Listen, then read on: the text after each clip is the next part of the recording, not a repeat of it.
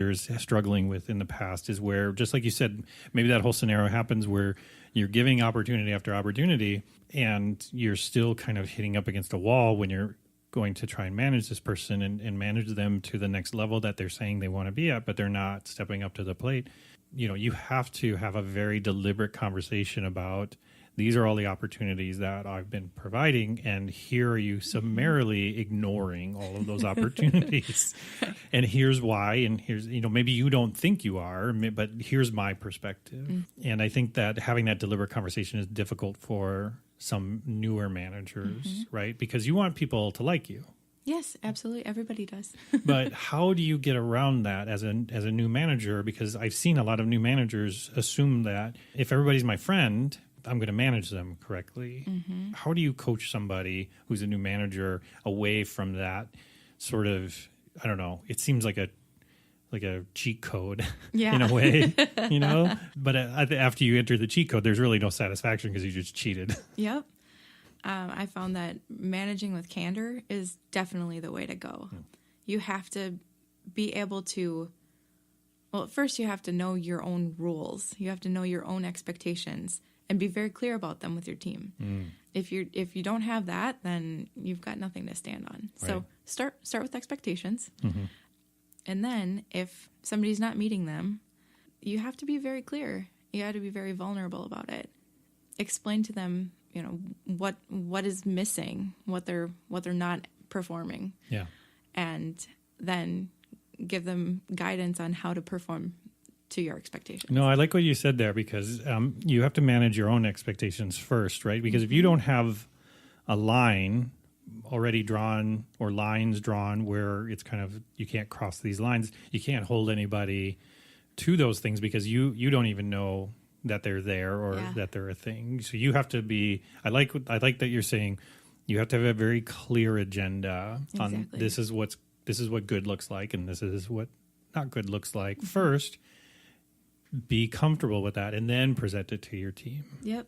If I'm new to management, I'm probably going to be hungry for knowledge on how to be a good manager. And one of the ways that I found in the past that has been a great approach is to look at some of the frameworks around how to manage people, how to get in their heads and understand what's going on in there, right?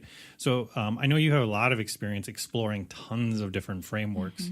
In your experience, what has been the ones that you've gotten the most value out of? Well, in my current company, Aeritae Consulting, we are a strengths-based organization. So every single employee at Aeritae speaks the same strengths language. We all do the Strengths Finder assessment. We all speak in our top 5 strengths to each other. It's part of conversations with peers and managers, part of project team conversations. It is something we're really proud of. It's made our culture what it is. It gives us a shared language to really connect about, and it makes us all individuals. It makes it okay to be exactly who you are and bring what you're good at to the table. Sure. Every single employee goes through Strengths Finder, not only the assessment, but group activities that really help you explore how do your strengths interact with other people's strengths. Sure. And then getting a good understanding of what your strengths mean. I found a lot of value in Strengths Finder in the past. And so Aeritae does a lot of consulting around Strengths Finder, I guess? Yeah, we partner with Leadership Vision Consulting. Okay. They kind of are the experts in the strengths world, but together we do bring strengths to a lot of our clients. It's a part of our kind of normal conversation with clients. Any client teams working with our teams are kind of intrigued by our culture and how our teams work together. Sure. We accredit it all to being a strengths-based organization. So are there any other frameworks or things that you might suggest? So Strengths Finder obviously is a very popular one, but is there any other ones that you would tell people maybe explore this too? Or have you just found Strengths Finder just to be the easiest to work with? Not easiest, but more effective. Yeah, I found that one is the best for any sort of teamwork that happens. So that can be a project team. It can be a cross-functional team. It can be teams of departments, leadership teams. It's ways that individuals connect to not only themselves, but how their strengths interact with each other. I think that one just speaks to people working together better than most of the other ones. A lot of the other ones can tell you who you are as an individual, what your own traits are. StrengthsFinder also adds the factor of working with other people, which I think especially in the software development world, for instance, it's a pretty important factor of that world. Yeah, you have a lot of different personalities involved. Yes. A lot of different roles, a lot of different responsibilities. Yeah. And it can be stressful work, right? Absolutely. As a manager, you know, I hear people like, don't be a micromanager, or I don't want to be micromanaged, and you're micromanaging me, or things like that. And obviously that's probably one of the worst fears a manager might fear, is hearing that, right? That they're a micromanager. But at the same time, you need to have an understanding of where people are at, what they're working on. Are they being successful? Are they not being successful? And then where are those areas of opportunities? How do you balance being that micromanager that understands what they're doing on a day-to-day basis to impact not only the business but their career, versus, you know, giving them the freedom to make mistakes and to do things? How do you find that balance? It takes a lot of trust. It's a lot of trust, and it's a lot of that. It goes back to the expectation setting, setting your own expectations and setting very clear expectations for your team members. So in order to give your team enough room to feel that they actually are empowered and can make their own decisions, can choose their priorities of work, which always motivates people more than you telling them what their priorities are. I can't see why. You have to trust them first. You have to trust that they know what you're expecting them to do, and that you trust their skill set can do it. If you don't trust that their skill set can do it, then you should be having some sort of performance-related conversation before giving them that responsibility. If I'm working with somebody who I believe is a micromanager and I'm not working well with them, there's a phrase that people say all the time, which is people don't quit jobs, they quit bad managers. When I say that phrase, what does that make you? What comes to mind when you hear that? Is that accurate? Yeah. Yep, I've seen that happen before. It probably has happened to me before. Especially in the early days. Sure. But I do think that if you're not connecting with your manager or another leader that's influential over your career, I think it's a make or break situation. If you don't feel like you're understood or valued, and that usually starts with your manager, that's a clear indicator for maybe moving on. Sure. But let me throw out the argument, you know, but they're my manager. They should be coming to me. I mean, why should I have to be going and trying to engage them? They should be trying to understand me and put the effort in. They're the manager. Yeah, I agree with that. But also, they don't have a red carpet for you. They can't read your mind. Right. You got to meet them in the middle. Yep. What are your expectations, employee? What aren't you getting from them? If you know that you're missing something, that they're not providing you something, and you can articulate that, you should take your own career in your own hands and probably talk about that. I like that advice. In order to not be a micromanager, I think one of the things that I've seen people struggle with is delegating. Even if you're not a micromanager, you're still the boss, you're still in charge, but you can't do everything, right? And if you're in that position where you feel like you're struggling delegating, I can imagine some of the warning signs is that you're working extra hours, right? You're working a lot of extra hours because you're putting a lot on your plate. And one of the things that you should be aware of is that you're probably not trusting your team as much. If you were coaching a leader that you're seeing is working 60, 80 hours a week, and they've got a team underneath them that could obviously be helping with that load, what are some of the things that you would coach them on how to delegate work and feel like they can actually do that? Yeah, I would ask them, why do they feel they need to do everything themselves? Let's start with why.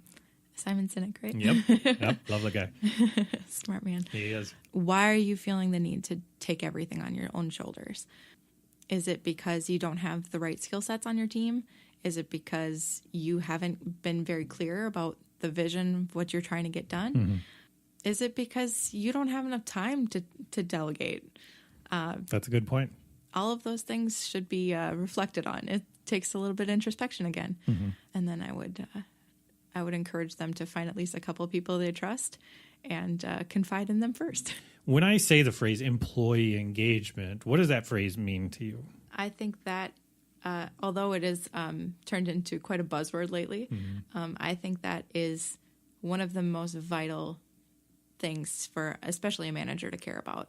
If you are well connected to your employees, if they trust you, if they are motivated by the advice and the wisdom you're giving them, participation goes up, communication goes up, productivity goes up.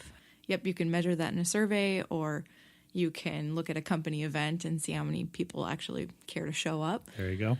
So it's measurable. Okay. But I think that employee engagement it should be the driver for everything else. If it is important, it's worth measuring, right? So if I'm a small company and I want to start measuring engagement, like you said, if I am having a holiday party and I'm 20-person company and 4 people don't show up, that's pretty obvious, right? But if I'm 500 people, 1,000 people, it's going to be easy for people to slip under the radar. Starting with that small company, what are some suggestions that you might have to start measuring some employee engagement? I think it's really hard to be objective about measuring employee engagement. So are you saying you should agree to be subjective? Yes. I think subjectivity is it's okay as long as you do care about it.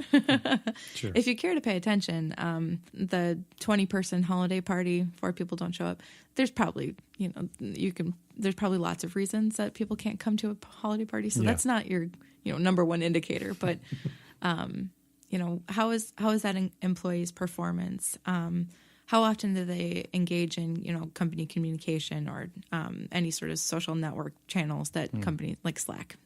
Are people engaging with the new company announcements that roll out?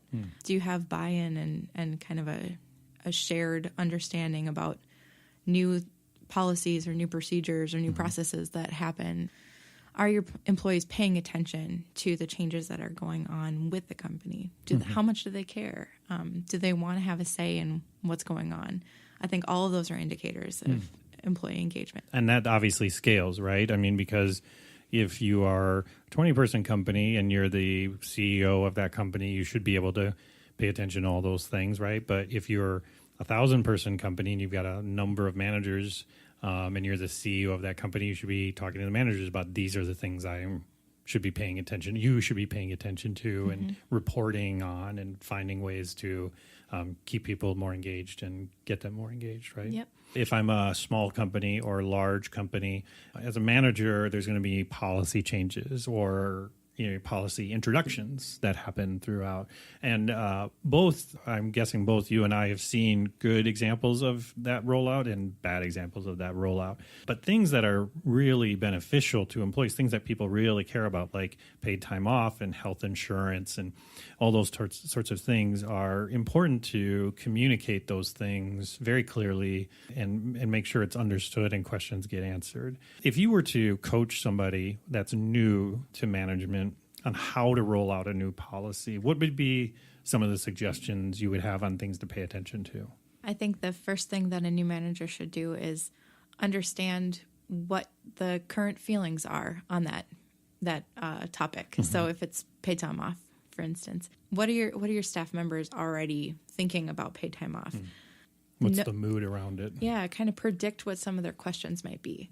If a manager can get ahead of some of those frequently asked questions, make sure that if they can show that they understand them and care about their opinions right from the initial rollout, people will be a little bit more engaged and pay more attention. Yeah. If there's an action that needs to happen, if there's a kind of behavior change that you're trying to drive, repeating that policy change in 1,000 different ways. There's the in-person announcement, there's the email announcement rollout, there's keeping documents posted in a shared repository. Like a wiki or different things. Yeah. Whatever your company does. Making sure that information is clear, concise, easy to understand, and addresses their concerns, especially if you're the manager of a specific team. This is a company rollout. You understand your team members better than anybody. Make sure that you're taking the extra initiative to answer their questions specifically. So as a manager, there's lots of tools, right? You mean spreadsheets and like ERP systems and all these different things that you're using to manage people, right? But what have you found particularly helpful in as a tool or a product that you've used that helps you in the work that you're doing? For me, it's making